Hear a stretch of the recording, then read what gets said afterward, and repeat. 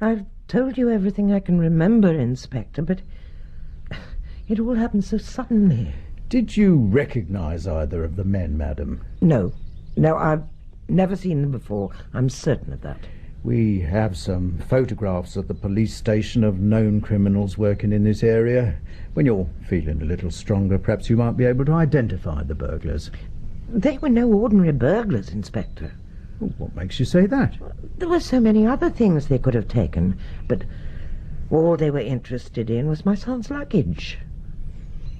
When I came to, I saw one of them going through his trunk. So I scrambled to my feet and tried to stop him, but he shook me off. You took a terrible risk, madam, tackling a villain like that. I didn't stop to think. Everything in those cases belonged to my poor son. His clothes. They're all I have left of him now. We also found a single sheet of paper on the floor. Do you recognise this handwriting? Yes. It's my son's. But what is it? We hoped it might be some help to us, a message of some sort, but I hardly think so. Looks like your son had been trying his hand at writing. Turned out novels in his spare time, perhaps? No, not as far as I know, but... May I see that again? I can't make head nor tail of it, but it seems to be the last page of a book. Man must live for something. If it is not for your embrace, my lady, then it shall surely be for your undoing, and my complete revenge. The end. Oh, Douglas.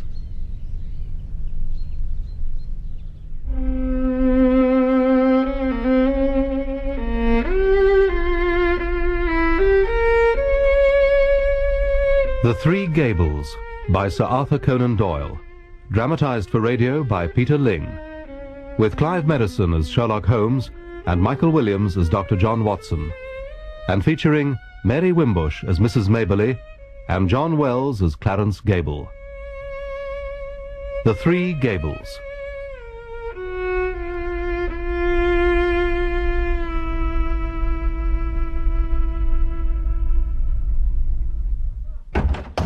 Good morning. Ah, Watson, at last. What do you mean, at last? I was expecting you yesterday. In fact, I was getting rather concerned for your welfare. Sent a message to your house, but you weren't there. Was something wrong, I hope? Not in the least. I had an invitation to spend the weekend with some friends in Berkshire. Oh, did you indeed? I was quite unable to account for your absence. There were no shocking fatalities reported in the press, no medical men stricken by unknown tropical diseases. In desperation, I turned to Langdale Pike. The Lake District? Now, my dear chap, Langdale Pike is the author of that fascinating daily column in the Globe entitled In Confidence. You must know it, surely. Oh, that Langdale Pike. No, certainly not. It's a disgraceful collection of mudslinging and tittle-tattle. I never read it. In that case, how do you know it's disgraceful? I may have glanced at it once or twice in passing. That was more than enough. I sincerely hope you weren't expecting to find any reference to me in the gutter press. Of course not. Merely a pleasantry. Nevertheless, I was becoming a little anxious. You suddenly disappear without a word of explanation. I beg your pardon. The fact is, I was in two minds whether to accept the invitation, but at the last moment I decided it would be churlish to refuse. My host and I were at school together. This weekend, he and his wife were celebrating their silver wedding. Oh, I'm sorry, Watson. Forgive me. No. It was thoughtless of me to go without... No, not in the least. No, though I admit I was worried for your safety. Tell me, when you arrived, did that chap outside give you any trouble?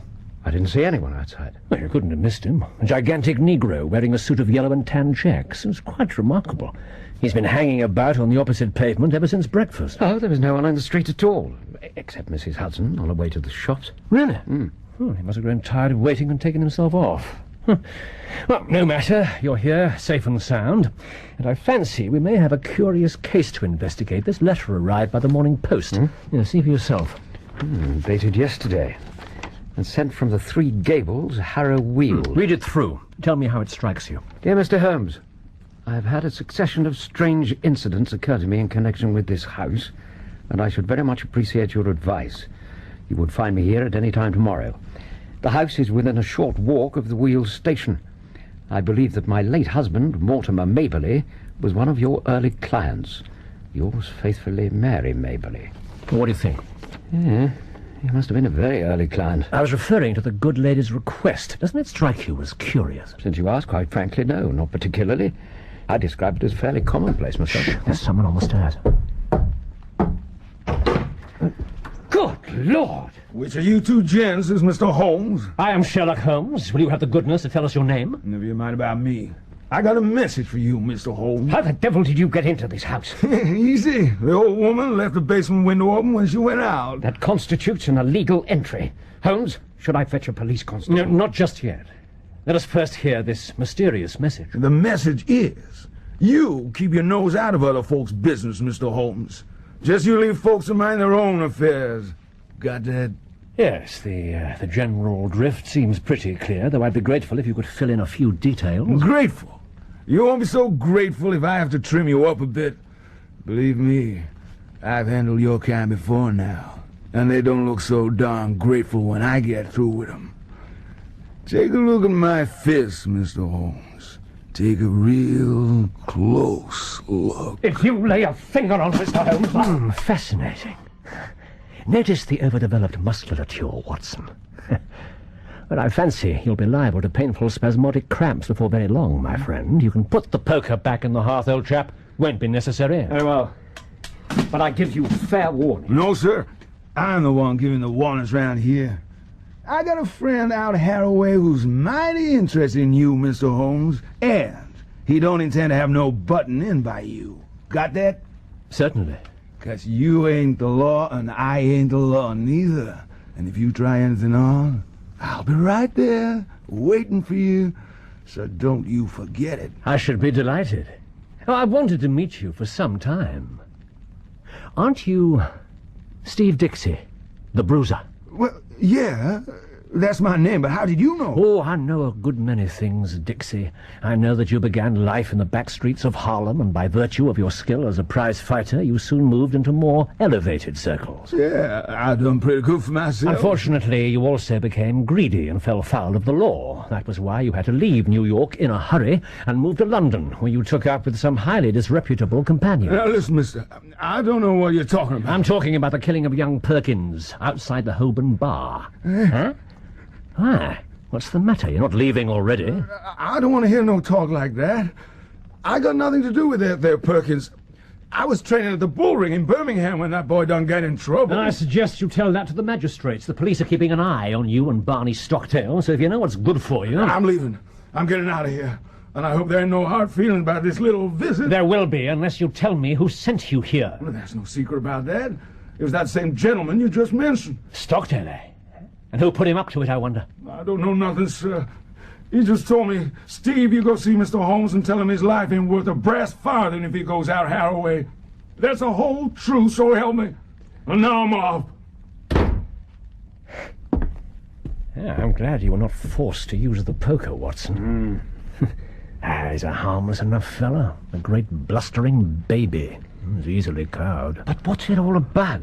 Who's Barney Stockdale? He runs a gang of rogues and bully boys that I hope to clear up when I have the time. He makes their services available to anyone who needs some dirty work done and can pay for the privilege.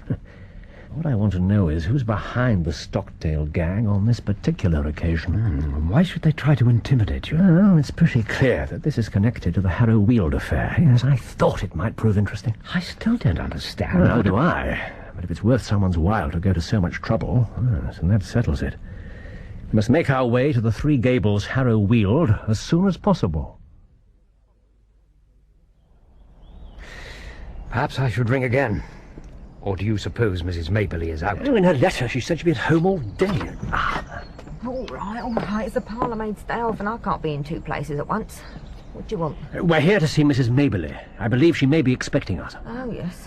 What name shall I say? My name is Holmes. This is my colleague, Dr. Watson. Well, I suppose you better come inside. I'll tell Mrs. Maberly you're here. Mr. Holmes, how good of you to come all this way, but I felt sure you would not fail me. My husband had the highest opinion of you. It's a good many years since Mr. Maberley called upon my services. My colleague remembers him well. Isn't that right, Doctor? Oh, yes, certainly. Though I don't recall the exact details of the case. Why should you? It was a very trifling matter, after all. But perhaps you would be more familiar with the name of my son, Douglas. Of course, I hadn't made the connection. Yes, I knew him slightly. But then half London knew Douglas Maberley. He made a promising start in the diplomatic service and was posted abroad, I fancy. He was first attaché in Rome until last month, when he died of pneumonia. Oh, my dear lady, I'm very sorry. Well, it's hard to speak of death and Douglas Maberley in the same breath. I've never known anyone so intensely alive. You didn't see him as he became last year. A moody, brooding creature. His heart had been broken. Within 1 month I saw my gallant boy turn into a worn-out, cynical man. An unhappy love affair with the wrong woman? Woman? I should say a fiend. But it was not to talk of my poor boy that I asked you to come here today. Dr. Watson and I are at your service, believe me. Thank you. It will be a great relief to have your advice, gentlemen. There have recently been some very strange happenings in this house. I've lived here for more than a year, peacefully enough, until 3 days ago when I had a call from a house agent.